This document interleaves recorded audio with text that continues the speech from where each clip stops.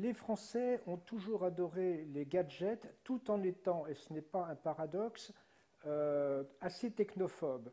Cela dit, à force de se jeter sur tous les gadgets qui nous viennent d'Asie ou des pays anglophones, les Français deviennent technophiles presque sans s'en apercevoir.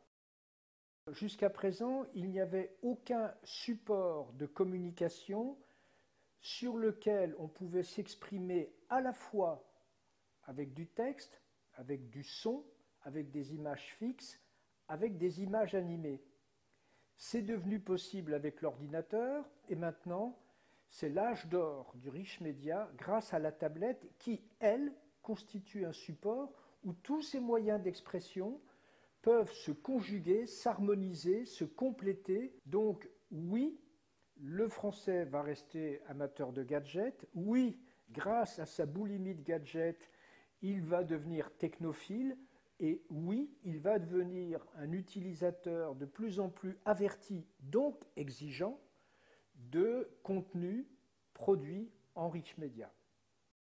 La marque va créer un environnement participatif autour de ces créations en rich media. Puisqu'il y a interactivité, il va falloir que cette marque s'adresse aux utilisateurs ou aux consommateurs les plus impliqués et les plus intéressants pour la marque, ceux qui pourront lui apporter quelque chose, enrichir ses propres valeurs. C'est pratiquement dans les gènes, dans l'ADN, dans la vocation du rich media de créer cet intérêt, cette attractivité, puis cette fidélisation, puis cet engagement, cette implication, qui ne peut pas se faire ou se faire très difficilement à la télé, très difficilement en presse écrite et encore plus difficilement à la radio qui est volatile.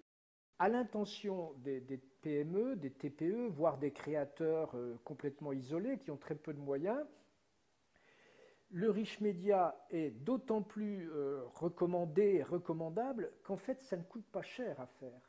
Non, non, c'est la créativité, c'est l'idée, c'est la matière grise. Comment vais-je inventer un récit, une narration au service de ce que j'ai à dire maintenant, et je changerai d'approche pour un autre message, et comment vais-je faciliter la navigation des personnes auxquelles je m'adresse, c'est-à-dire l'ergonomie. Une fois qu'on a eu ces deux réflexions-là, il ne suffit plus qu'à être génial en photographie, être Victor Hugo ou Shakespeare en écriture, être Scorsese ou Coppola en vidéo, et c'est gagné, ça ne coûte pas cher, non ?